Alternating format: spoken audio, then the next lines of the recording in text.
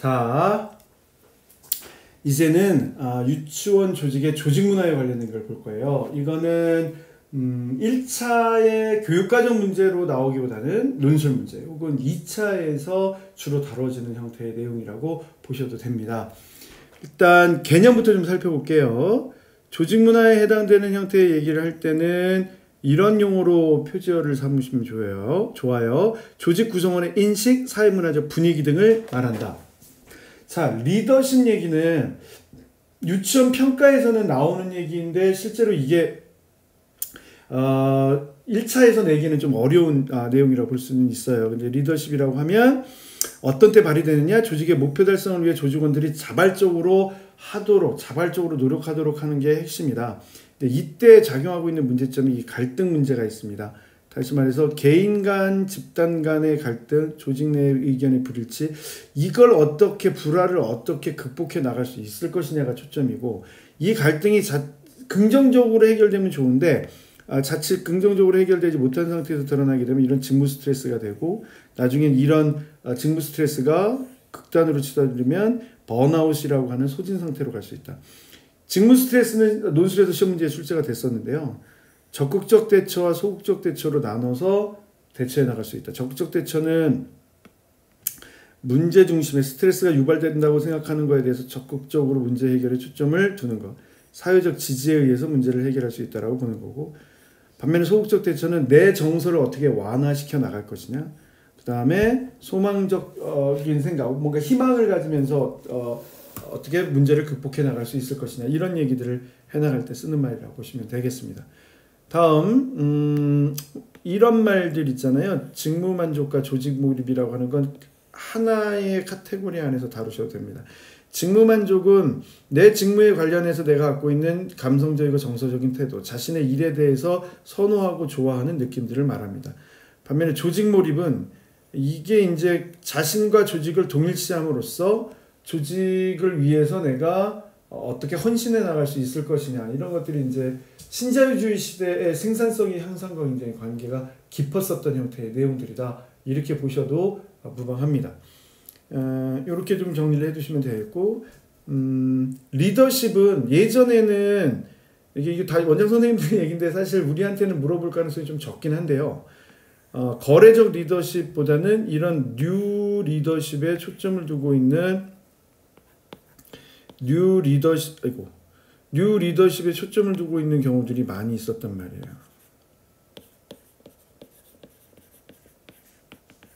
그 중에서 1차적으로 가장 중요하게 보시는 건 변혁적 리더십이에요. 변혁적 리더십이라는 건 주어진 목표 이상을 도달하도록 하는 것. 그래서 한 3가지 정도, 카리스마, 개인적 배력, 지적 자극에서 리더가 발휘하는 카리스마가 어떻게 작용하느냐, 개개인의 구성원들이 어떻게 배려해 주느냐, 그들의 발전을 위해서 지적 자극을 어떻게 주느냐에 초점을 두는 것. 이런 거에 이제 방점을 찍고 시험 문제를 내면 변혁적 리더십이에요. 그런데 우리는 이 2가지에 요즘엔 더 집중하고 있어요. 하나는 분산적 리더십, 두 번째는 서번트 리더십. 분산적 리더십은 유치원 교실에 들어가서 우리가 행하는 모든 의사결정에 있어서의 권한과 책임을 우리에게 다 맡겨주는 형태, 이런 것들이 분산적 리더십이에요. 그래서 상호협력과 전문성 공유를 위해서 공유를 통해서 함께 책임과 권한을 부여해 나가는, 그리고 이용해 나가는 형태를 말하고, 서번트 리더십은 종들의 종, 세르부스 세르붐이라고 하는, 그러니까 교황님의 리더십이라고 말씀을 좀 드렸었는데, 조직 구성원 간 상호작용을 도모하고 인간관계 형성을 강조하면서 등장하게 된 새로운 형태의 리더십이다. 그래서 봉사하는 리더십이라고 하는 마음으로 얘기를 좀 해주시면 되겠습니다. 자, 다음으로 가면 이제 소통 과정과 그 다음에 의사소통에 있어서의 걸림돌 등을 살펴보면서 의사결정이라고 하는 것들을 보고, 그 의사결정 과정에서 역할, 갈등이라고 하는 것으로 이렇게 차근차근하게 좀 넘어가 보도록 하겠습니다. 자, 우선 의사소통, 커뮤니케이션, 효과적인 의사소통은 어떻게 이루어집니까? 이게 가장 큰 핵심이라고 얘기를 할 수가 있겠어요.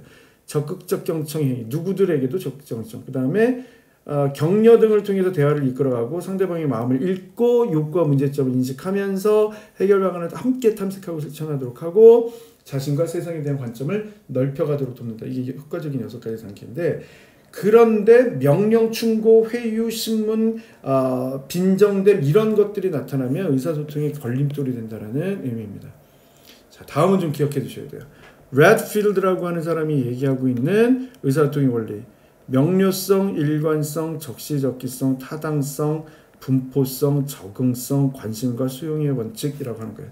명료성이라고 하는 것은 간결한 문장과 편리한 용어, 일관성이라고 하는 건 처음과 다음의 명령 안에 모순이 없어야 된다는 거, 적시적기성이라고 하는 것은 의사 전달의 행위와 정보 행위가 너무 일러서도 너무 늦어서도 안 되고 그때 딱 맞아야 된다는 거고, 타당성은 적당량을 기준으로 해서 수용 능력에 비추어서 될 수 있는 만큼 부여돼야 된다는 것이고, 어디까지 알려질 것이냐 이제 비밀 때문에 그런 거고, 그거는 분포성이고, 적응성이라고 하는 것은 현실 합리성에 따라서 어떻게 융통성을 가지고 운영을 해나갈 것인가, 지나치게 스트릭트리하게 운영을 하는 게 아니라. 다음은 관심과 수용의 원칙이라고 해서 의사소통은 송신자와 수신자가 서로 접점인 지점이 있어야 원활하게 이루어질 수 있다라고 하는 부분으로 설명하는 내용이 바로 되겠습니다. 의사소통의 원리 꼭 기억해 두시고 돌려가면서 다시 확인해 두시면 되겠습니다.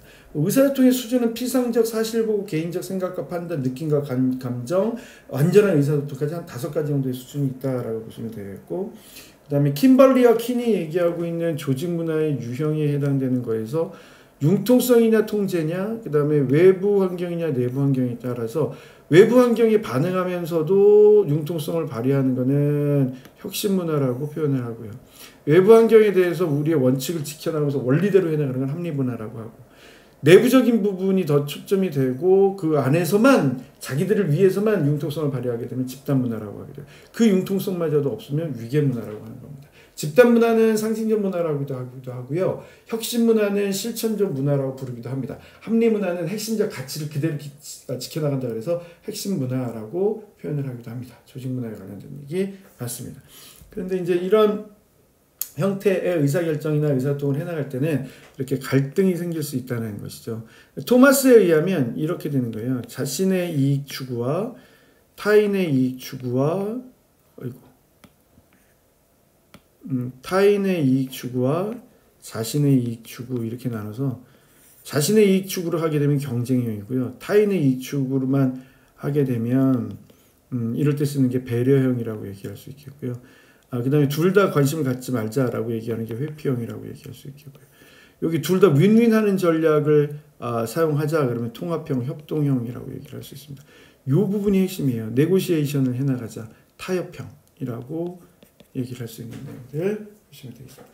타인 이익이냐 자기 이익이냐에 따라서 이렇게 나누는 형태입니다. 이게 이 갈등관리 유형에 해당되는 내용이었다라고 보시면 될 것 같고, 어떻게 해야 그 교육기관의 갈등을 개선할 수 있습니까? 자율성 확보, 참여적 의사결정, 예전에 굉장히 중요하게 생각했던 겁니다. 여기 나오네요. 변혁적 리더십, 구성원 간 상호 이해를 위한 공동 연수를 제공한다. 여기까지 봤습니다.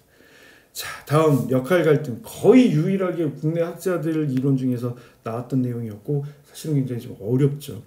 3가지 간의 차이를 말한다. 첫째 모 역할 기대, 둘째 모 역할 지각, 셋째 모 역할 행동에 관련된 걸 말한다. 자, 어떤 때 갈등이 생기냐? 역할 기대와 역할 지각 간의 불일치로, 역할 기대와 역할 행동 간의 불일치로, 또 크기의 차이, 역할 기대가 역할 지각보다 클 때, 역할 지각이 역할 행동보다 클 때 이렇게 드러납니다. 역할 기대와 역할 지각이 다를 때는 영유아반 교사에게 주어지는 양육의 역할을 교사가 인식하지 못할 때, 그러면 이제 혼돈이 온다. 역할 기대와 역할 행동이 다를 때는 교장 선생님의 업무 기대 때문에 부담감이 느낀다. 역할 기대가 나의 지각보다 클 때는 내가 제대로 못하고 있기 때문에 불만이 생긴다. 내가 생각한 거에 대해서 내가 행동이 나타내지 못하면 자신에 대한 자괴감과 실망이 나타나게 된다. 이렇게 되면 되겠습니다. 이러한 역할 갈등을 해결할 때 나 그거 해결하지 않을 거예요. 거부형.